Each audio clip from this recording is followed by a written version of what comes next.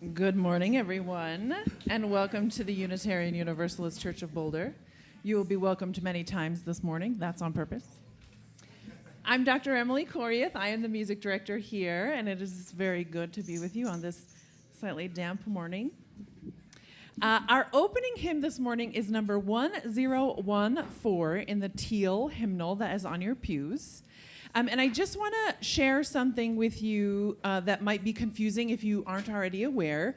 The published title of this hymn is Standing on the Side of Love, but several years ago, the hymn writer Jason Shelton updated that language to Answering the Call of Love to recognize the many forms that our justice work takes. Some people are standing outside, marching, protesting. Some people are at home calling their senators. Some people are writing beautiful emails and petitions. Some people are, fill in the blank. There are so many different ways that we answer the call of love. And it's also just a nod to the many ways that ableist language kind of sneaks into our theology and how we sort of default to this able-bodied norm as though that's the kind of body that everybody lives in. And so I just want to bring attention to that because I think it's really important. As Michael is going to talk to us today about the gender binary, and that's another thing that we sort of tend to default to, that when we mean all people, we sometimes still refer to men and women, although there are much more expansive ways that we can kind of update that language to make sure that we really are including all people. And so this is just one of those ways that we can sort of be thinking about the words we use and whether or not they really reflect the way we feel about all people and how they're included in what we feel about all people. So, and this is also why we invite you to rise in body or in spirit, because if your body doesn't want to rise in body, that's okay. We love your body the way that it is. You can rise with your spirit. We really mean that. So let's answer the call of love with hymn number 1014, Answering the Call of Love. Da-da-ba-ba.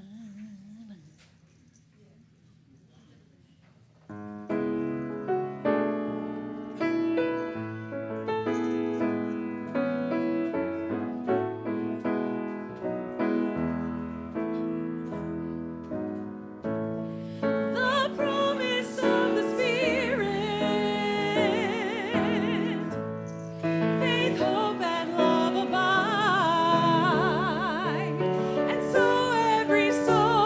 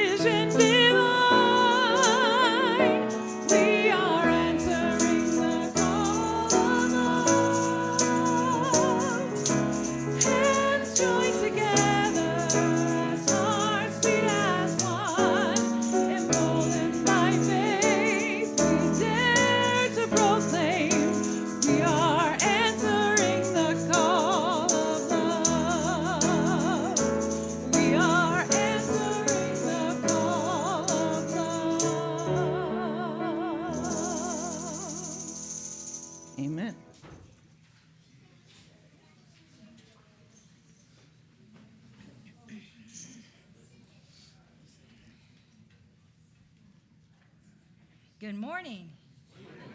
And welcome to the Unitarian Universalist Church of Boulder. My name is Laurel Sepla-Etra, and I will serve as your worship leader this morning. One thing I love about this congregation is the caring we show to one another in ways such as a friendly smile, an offer of food when one is ill, empathy during difficult times, rides to church and other places when needed, and sharing and caring with each other. I want to extend a very warm welcome to everyone who's visiting us for the first time. We are an intentional community gathered around our shared promise to support each other's individual spiritual journeys. We don't all believe the same things in exactly the same way, but we do share the same values and the same commitment to our spiritual growth. We share the faith that our beliefs become real when we act on them to make the world a better place. And we share the commitment to live a life grounded in community. If you're joining us online, please fill out a visitor form in the link in the description. We'd love to connect with you. Each week when we gather, we light our chalice, just as 1,000 other congregations do each week around the country. It is a symbol of our Unitarian Universalist past, present, and future. It is a visible reminder of our interconnection. Will you rise in body or spirit and join in saying the words of our mission as I light the chalice this morning?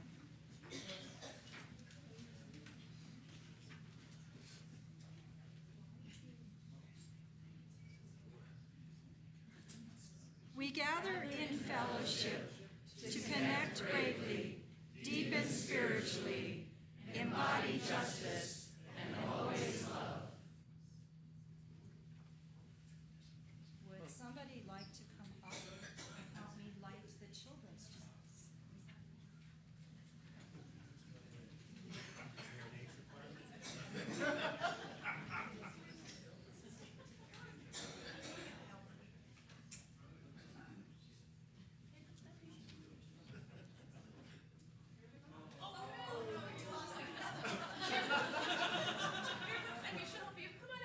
I haven't done this in a while. Here, Evie will help you. Okay. All right. Have you done this before? Yeah, she's a pro.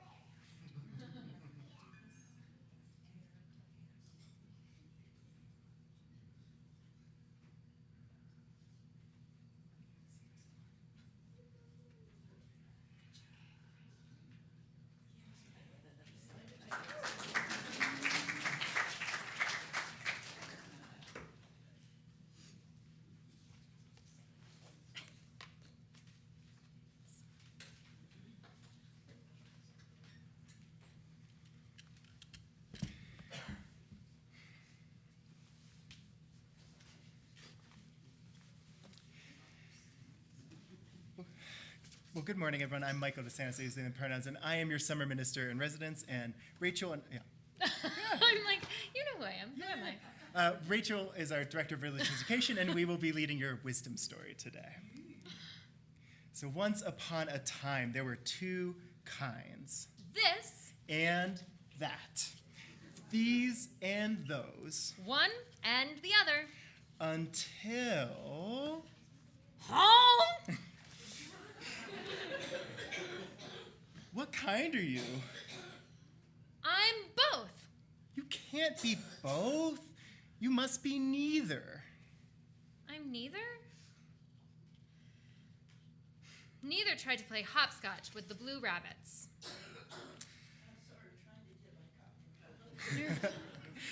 You can't play with us. You're not rabbity enough. Neither tried to play shuttlecock with the birds. You can't play with us. You're not birdie enough. You're not one of us. You're neither. Why don't you find somewhere else? So neither flew as far as they could, and neither found a place that was definitely somewhere else.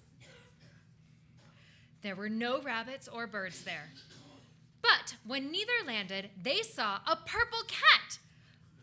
But the cat had butterfly wings, which means it was, what do we call that?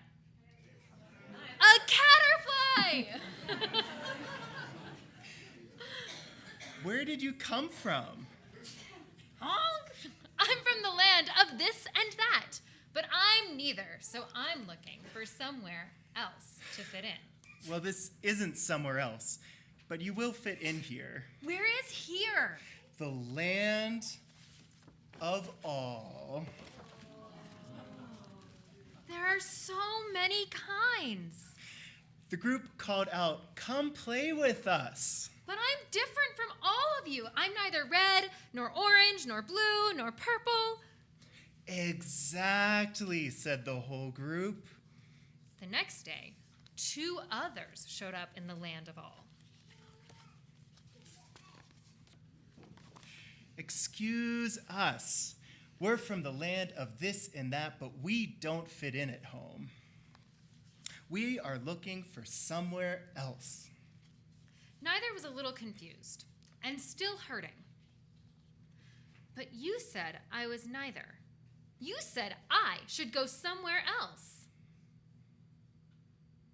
Eventually, neither's heart softened, and they continued. Well, this isn't somewhere else. This is the land of all, and everyone fits in here.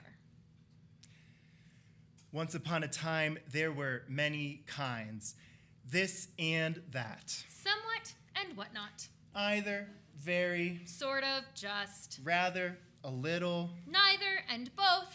and all All were were welcome.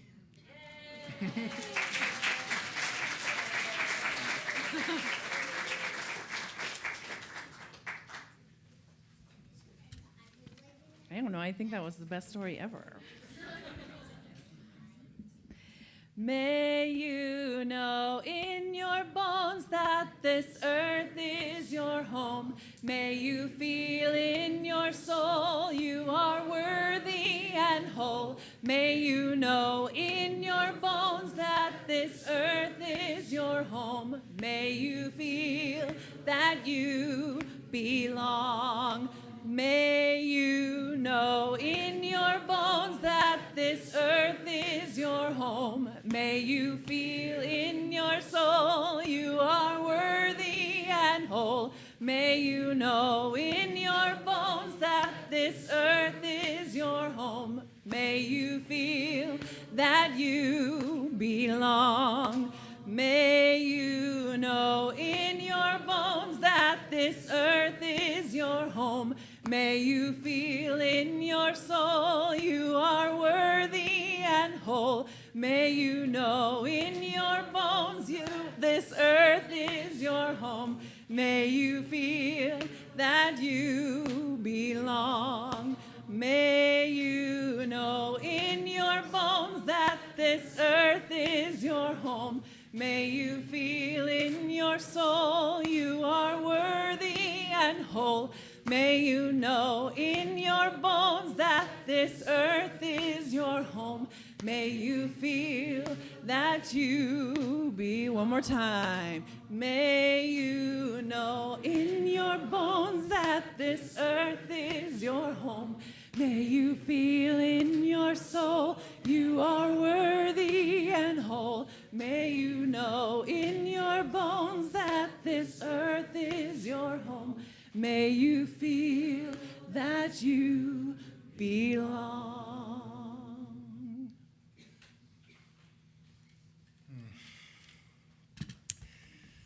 So, dear ones, as our wisdom story reminds us, sometimes life doesn't fit into the preset categories. And this isn't just about identities, this or that, rabbit or bird. Life is also good and bad. It's easy, it's challenging, it is joyful and sorrowful, often all at the same time.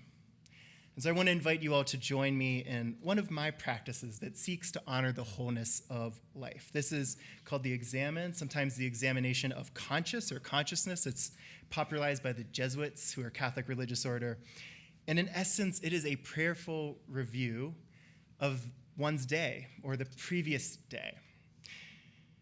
Usually this is done at night, but in the morning you can also do it and review the day that was before, or perhaps for those of you who are morning people, the morning you've already had. So I want to invite you all to begin by getting comfortable where you are, whether that's here in the sanctuary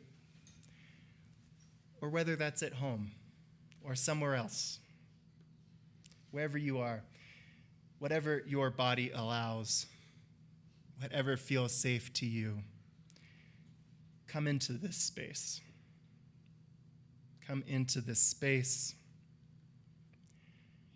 and just become aware of your body and your breath.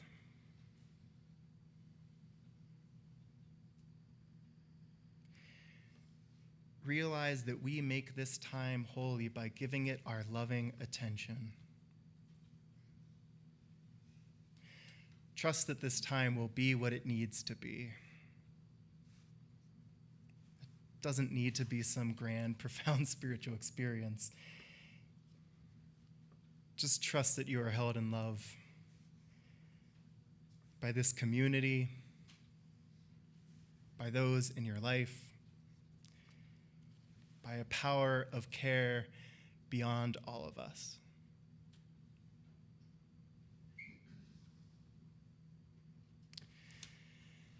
Now let's bring our attention to yesterday and even this morning.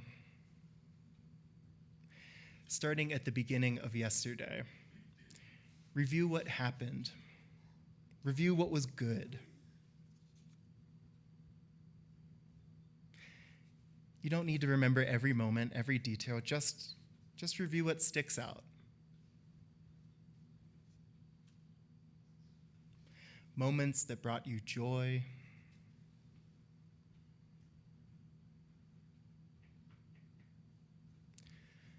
Reminders of the blessings in your life.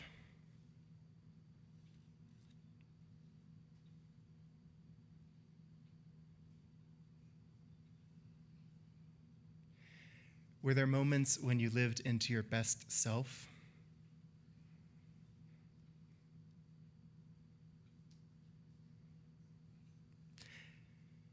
Spend some time reviewing these life-giving moments.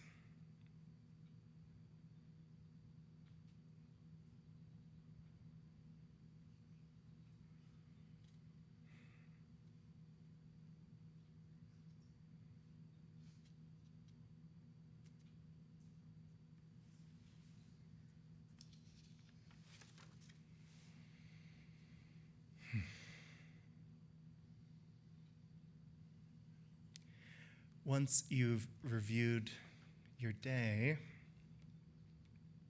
and remembered a couple of the good moments, just focus on one of them, just one. Might have been time with family, could have been a time with a pet or even a good meal. Just focus in on that one moment. Let it fill you with joy or gratitude or pride, whatever comes up.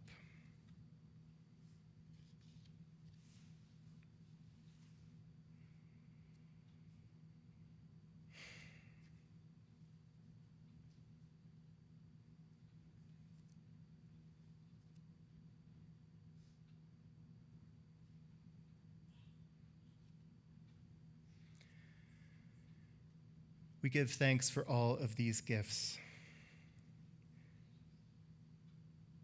And still we know that life is not all good.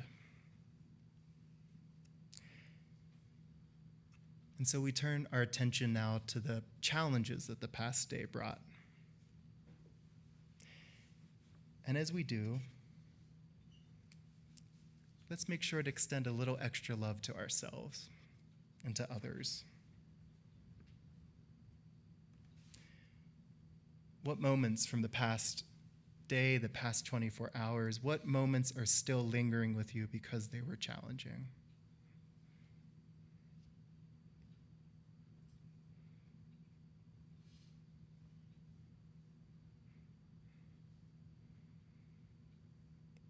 Are there moments where you were disappointed, too tired to go on?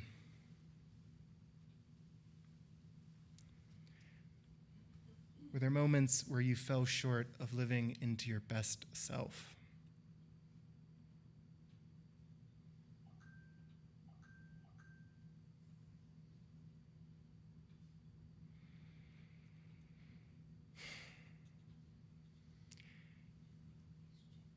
We don't need to dwell on these or judge ourselves harshly, just notice them.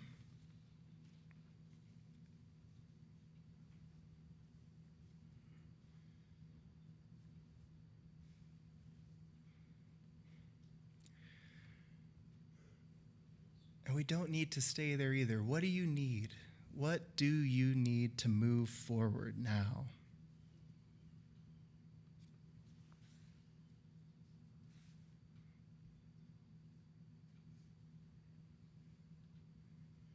What help might you need from this community, or loved ones, or the spirit or the goddess of your understanding?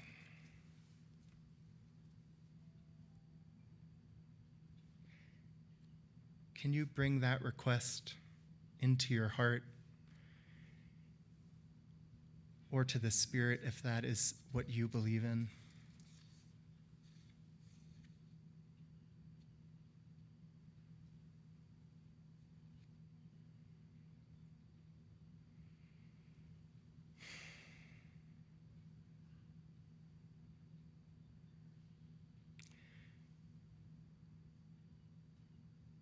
Feel this community's love for you. Everyone here wants you to be well, mentally, physically, spiritually. Just let that love wash over you for a moment.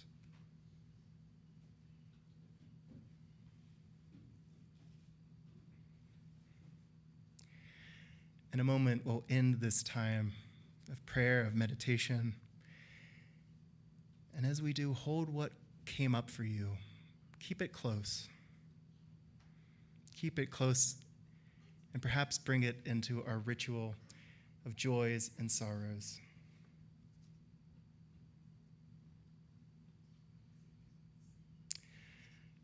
As I'm sure you all have heard many times from Reverend David, ritual is the outward expression of an inward movement that sometimes unfolds over years.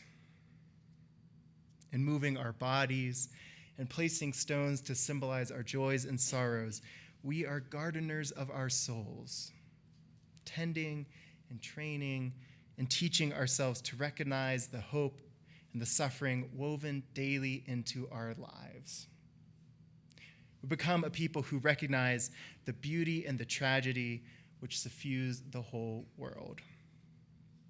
And so I want to invite you now into that ritual. For those of you who are here in person, I invite you to come forward as you feel so moved, starting with the back half of the room and then moving to the sides and then moving to the front here. Silently take a stone or a couple stones. Feel its weight. Feel your body slowly warm it. Let the stone be an emblem of your thankfulness or your worry, your joys and your sorrows, and then place it in this container of sacred earth that we have. Place it in this container in the company of all of those here who are gathered and who care for one another.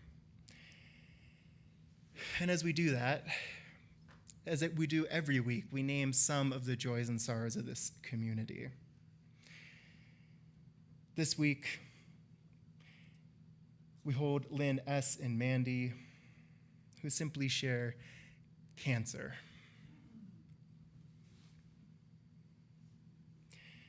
We hold all of the people deported and in danger of being in our country, all those in the U.S. and the world, all those suffering from being told that they don't belong in the land of all. We hold all of this, and we carry all of our joys and sorrows as we hold this compassionate space with love.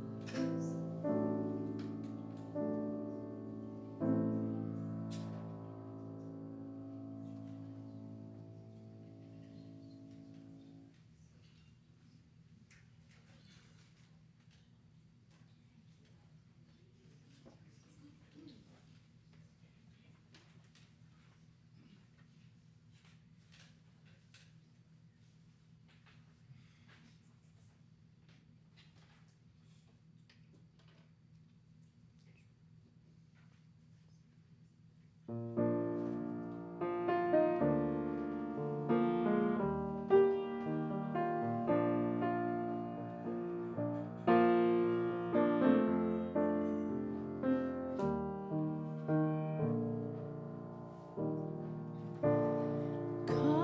me, comfort me, comfort me, oh my soul. Comfort me, comfort me, comfort me, oh my soul. Sing with me, sing with me, sing with me, oh my soul. Sing with me, sing with me, sing with me, oh my soul. Speak to me, speak to me, speak to me, oh my soul. Speak to me, speak to me, speak to me, oh my soul. Comfort me, comfort me, comfort me, oh my soul. Comfort me, comfort me, comfort me, oh my soul.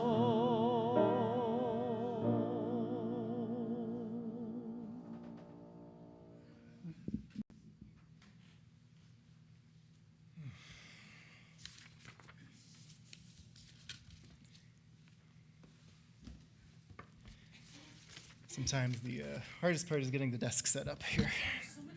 So many papers.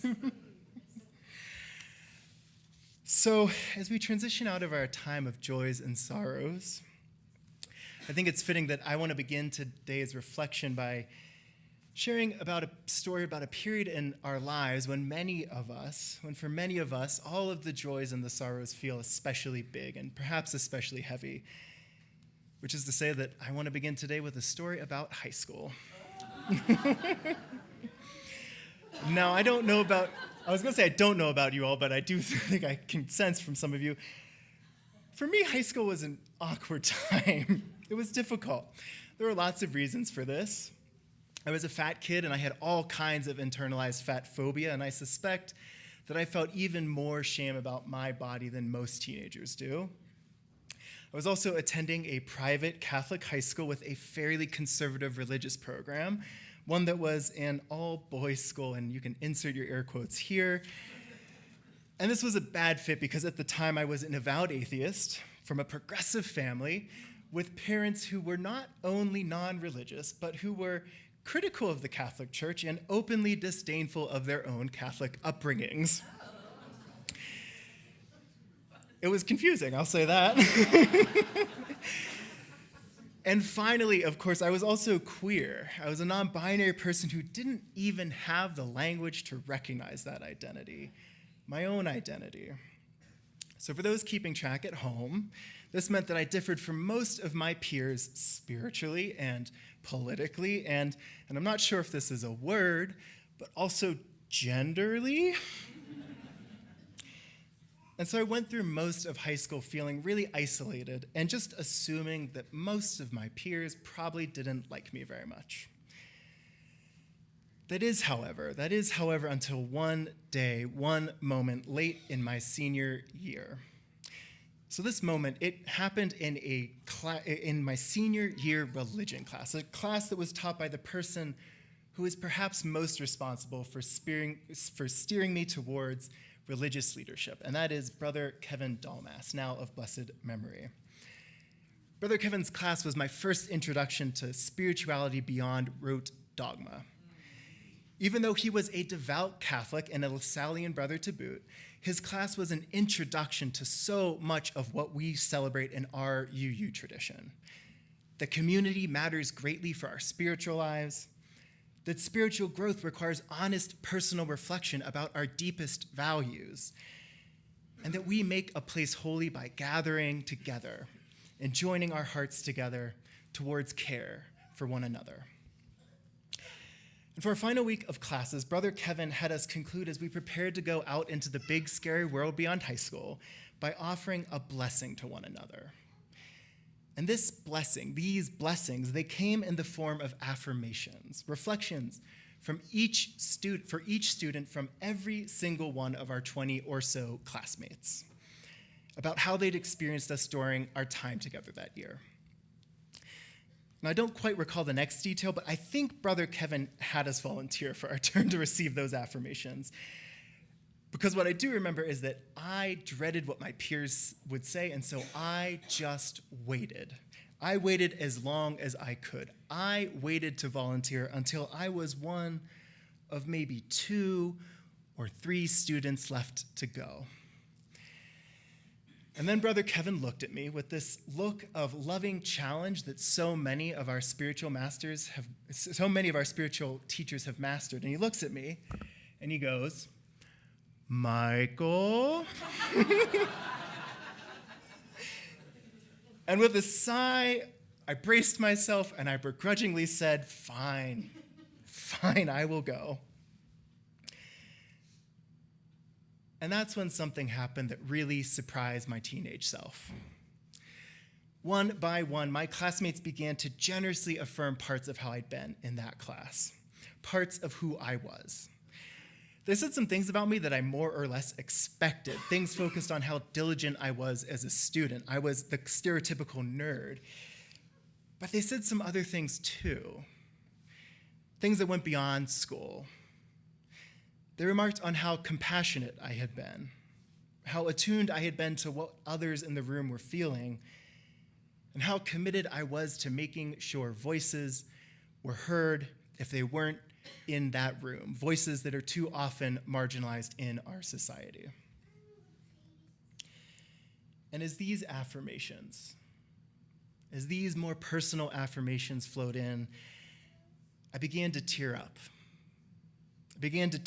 And I cried tears of deep joy, tears of knowing that I was witnessed, that I was appreciated, tears of knowing that, as we UUs sometimes say, I was loved and lovable because of who I was and not in spite of it. There's a quote by Maria Popova, the essayist, poet, and cultural critic, that I think speaks directly to this kind of witnessing. It's a quote that's often incorrectly attributed to James Baldwin.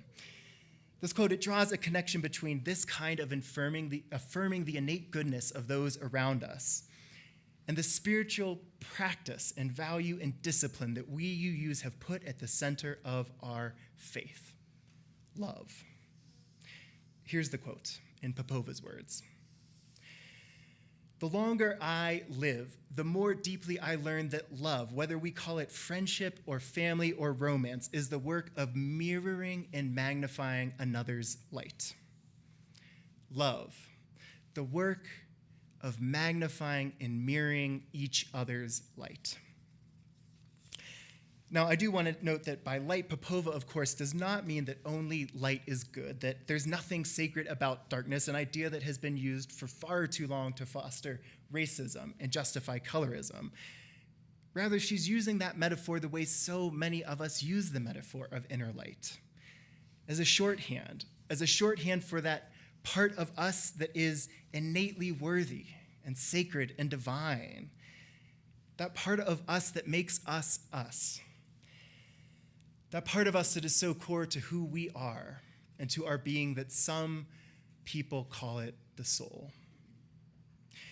And though we just sang that song, "Comfort me, O my soul," comfort me, O my soul, we know that there are times where we're just not capable of comforting ourselves. Times when we're not capable of recognizing our own inner light. Times when we need some help from others. Times like that moment I had in that high school class. And I suspect that I'm not the only one in this room who has had a moment like that. So I want to take a moment now to see how many of us here have been blessed by that kind of affirmation. How many of us here in the room and online, how many of us have ever had someone reflect back our own innate gifts and blessings? How many of us have ever been affirmed, been reminded of a part of ourselves that was good and holy, even when we lost sight of that ourselves? Go ahead and raise your hands if you have ever been affirmed, even once in your life. Yeah, for those who couldn't see what I saw, almost everyone, or at least a good percentage of this room, had their hands up. So many of us blessed by those around us. So many of us reminded of who we are and why that is good. It's powerful. It is powerful, isn't it? This work is so powerful that Popova goes on to call it gentle work, steadfast work, life-saving work in those moments when life and shame and sorrow occlude our own light from our view, but there is still a clear-eyed, loving person to beam it back. In our best moments, she concludes, in our best moments, we are that person for another. In our best moments, we are that person for another. In our best moments, that's who we are. That's who we are as people. That's who we are as UUs. And that's who we are as members of this church in which we strive to love always. And as Popova says, this work is so powerful that it can be life-saving. But how? How can this work of cultivating loving relationships and affirming those around us, how can that be life-saving? Well, to answer that loaded question, I want to look at the example of something that happened at last year's General Assembly for UUs. That is our national annual gathering where UUs from around the country and even the world, when we gather to conduct the business of our denomination. And at General Assembly 2024, so this is just over a year ago, one of the major pieces of business that we were conducting was the passing of a resolution. A business resolution which in its own language states that embracing transgender, non-binary, intersex, and gender-diverse people is a fundamental expression of Unitarian Universalist religious values. That is to say that embracing people who exist beyond our society's narrow binary ideas about gender, the people who don't necessarily fit in the land of this and that embracing intersex and trans folks broadly defined is a fundamental expression of our UU faith. Now, as you can imagine, this resolution came as a direct response to the wave of anti-trans legislation and rhetoric that was sweeping our country at the time and still is today. Sweeping our country with detrimental effects on the ability of trans folks to access gender-affirming health care and on trans folks' overall well-being. For the most part, this resolution was a resounding success. It passed with almost 92% of the vote. And while that's not 100%, it is still something that is unheard of for us as UUs. But of course, 100% is not perfect. And though I spoke last week about the dangers of longing for perfection, there were some problems with this, because the mere act of putting this resolution up for a vote, it required delegates to discuss it. And what that discussion did is it ended up making room for a small number of people to not only question the legitimacy of trans identities, but to spread misinformation, bad science, and even bigoted views about trans people. I have to tell you all that as a non-binary person, watching those people and our faith engage in this so-called discussion, a discussion which was in essence a debate about the very reality and existence of trans people, it really hurt. It really hurt. Now, since the UA board had sponsored the resolution, the last word on it went to a member of our UUA board, the Reverend Jekaren Olaoya, now the Reverend Jekaren Bell. Speaking spontaneously, entirely from her heart, Reverend Jekaren offered a simple but powerful message, a message that would soon go viral in the small UU corner of the internet. And I want you all to hear that message if you haven't heard it before, and I want you to hear it, both words and feeling, the way that Reverend Jekaren delivered it. So we have a video of her testimony, and here it is. To my trans, non-binary, intersex, or gender diverse beloveds, lean in, lean in. I love you. I love you. I love you. Please do not leave this space without feeling my love and the love of others who see you as divine. I love you. You are divine. I love you. You are holy. I love you. You know who you are. I love you. You are worthy of being whoever you need to be to survive and thrive in this world. I love you, and I will say it for 50 seconds if I need to. I love you. I love you. I love you. I love you. I love you. I love you. I love you. I love you. I love you. Do not leave this space without knowing that you are loved. If you are ever in doubt, call me, email me, text me, because what we will not do in this space is let you go another moment believing anything other than the fact that you are loved deeply just as you are. I love you. I love you. I love you.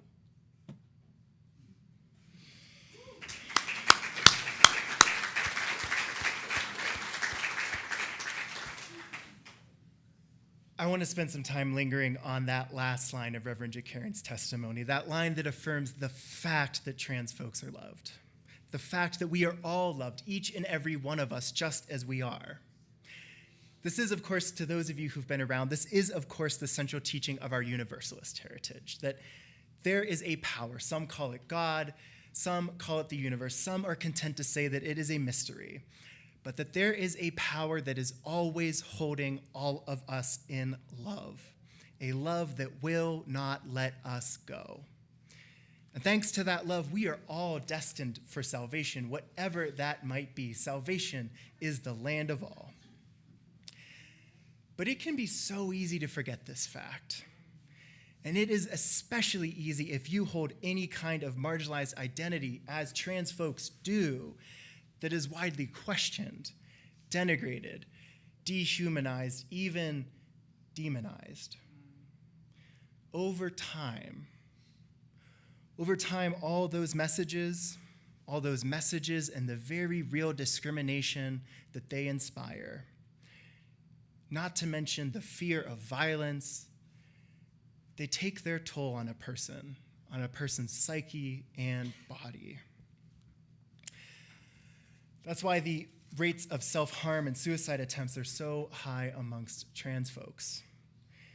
And while I'm not gonna read those stats here because I wanna take care of the trans and non-binary people in the room, what I will say is that research has shown that those rates drop dramatically, especially for trans and non-binary youth. They drop dramatically when trans and non-binary people have at least one, but just one affirming person in their life. Just one. One affirming person can drop those rates by 1/3 to 1/2. It is not an overstatement to say that just one accepting, affirming person can literally save trans life. Just one. And hearing that, I can't help but think of Maria Popova's words.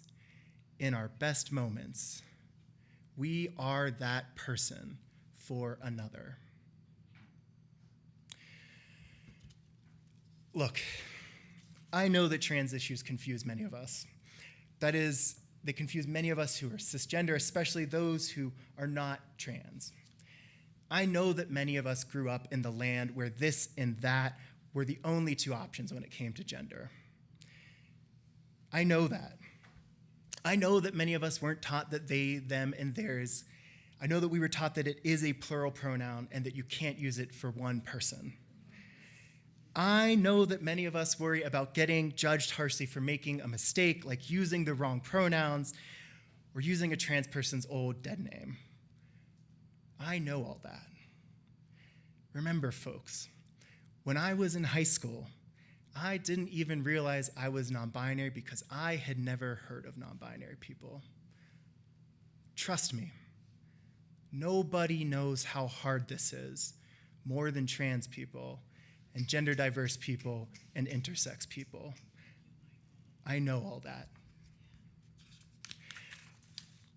But that's the thing. All of this is ultimately harder and hardest for trans people. And it is only made harder and more painful when progressive liberal communities like this one fall short of doing every single thing that we can do to celebrate and affirm trans people as they are. And that's why I want to invite those of you who do feel those kind of worries or anxieties, those of you who do worry about those things and don't understand because you didn't grow up with trans and non-binary people. I want to invite you in those moments when you are so worried about if you will make a mistake and be judged.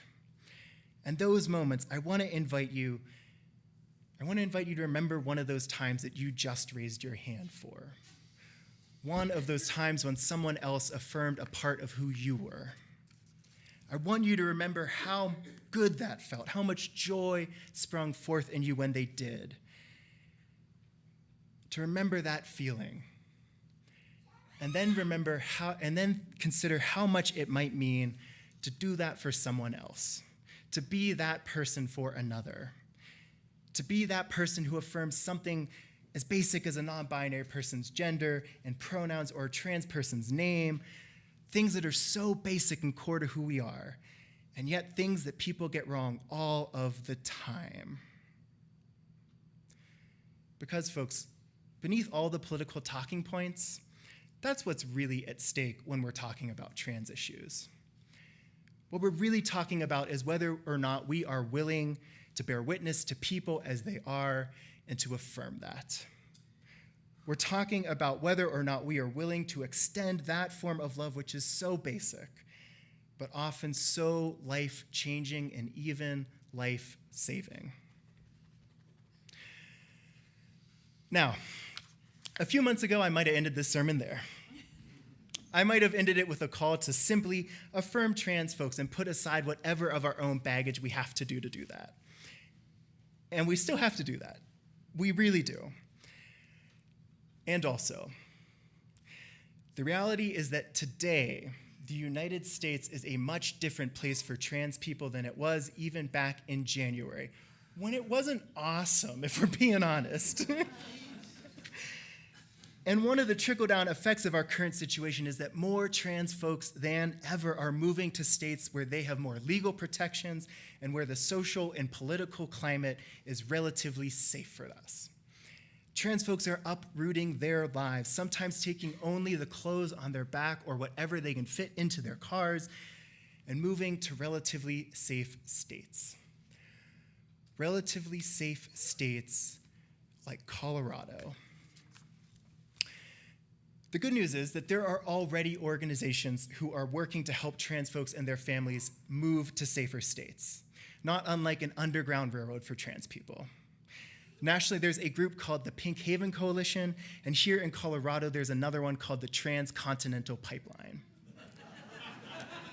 Right? We have humor, trans people. The bad news, of course, because there's always bad news these days, folks.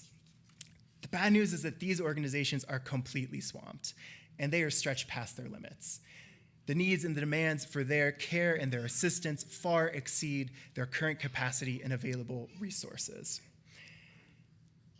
And given that, given all of that, given everything we've talked about today, I think in these times in our UU congregations, I think our UU congregations need to be asking ourselves, how can we be supporting this life-saving work? How can we partner with and support the organizations who are already working to relocate trans folks to places like Colorado and to places like Boulder?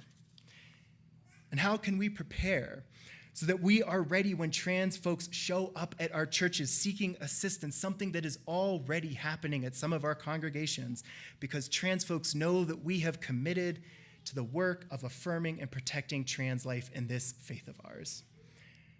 What can we do to live out the liberating love at the center of our faith in this moment? My hope is that we choose to prioritize this potentially life-saving work. And I would be happy, more than happy, to talk with anyone who is interested in plugging in and connecting to the work that's already happening. Because I want us to make good on our promises. I want us to make good on the commitments that our faith made when we adopted that resolution last year. I want us to affirm and to protect trans life and trans and non-binary and gender diverse people by saying through both our words and our actions, as Reverend Jacaren so beautifully demonstrated, I love you. I love you. I love you. We love you. We love you, and what we will not do in this space, in this religious community in which we strive to love always, is let you go another moment believing anything other than the fact that you, yes you, that you are loved. May this be so. May this be so, and amen.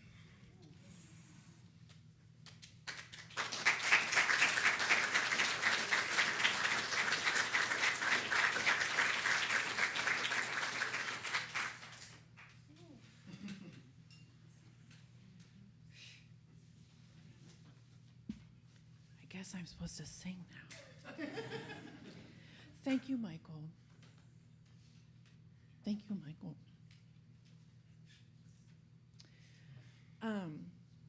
Austin and I have a new song to teach you. Well, I know some of you know it. The choir knows it. Let's just teach you the chorus before we start. What key is this in? Can you just play me the chorus?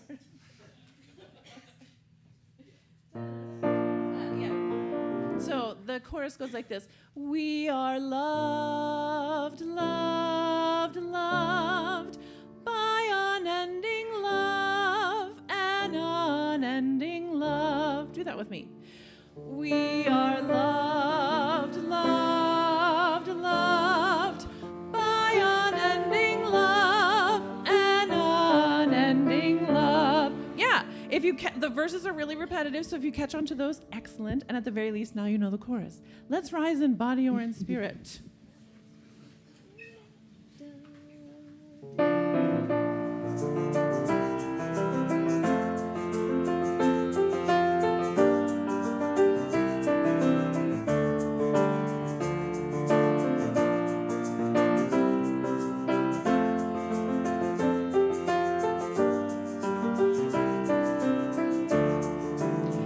We are embraced by arms that find us.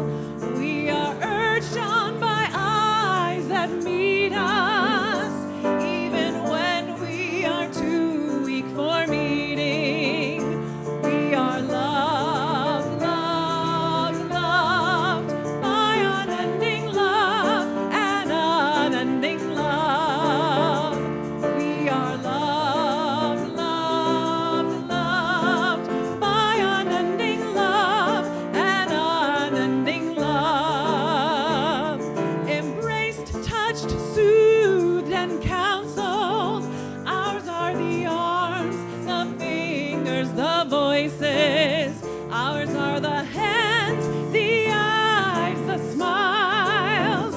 We are loved by an unending love.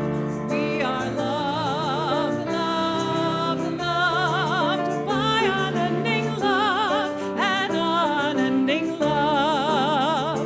We are loved, loved, loved by unending love, an unending love. One more time. We are loved. We are loved, loved, loved by unending love, an unending love. Yay.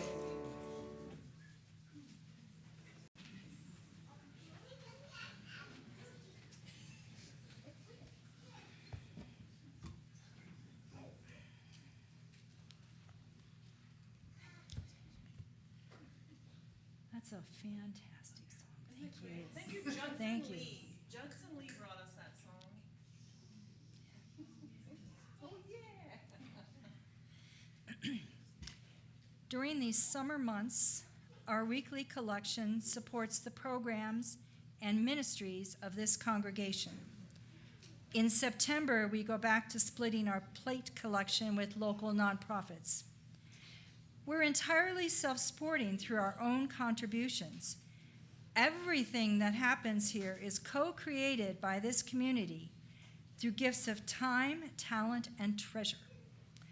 I invite you to give as generously as you are able.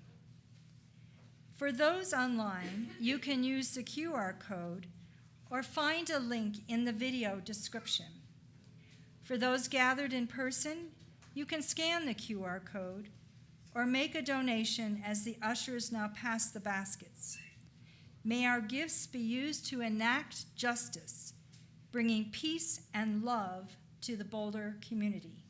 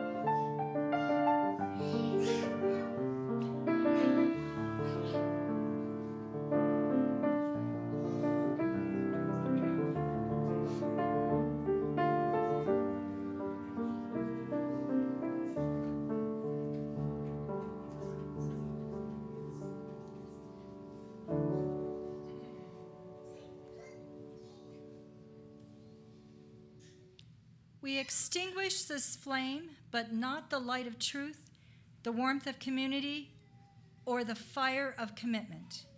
These we carry in our hearts until we are together again.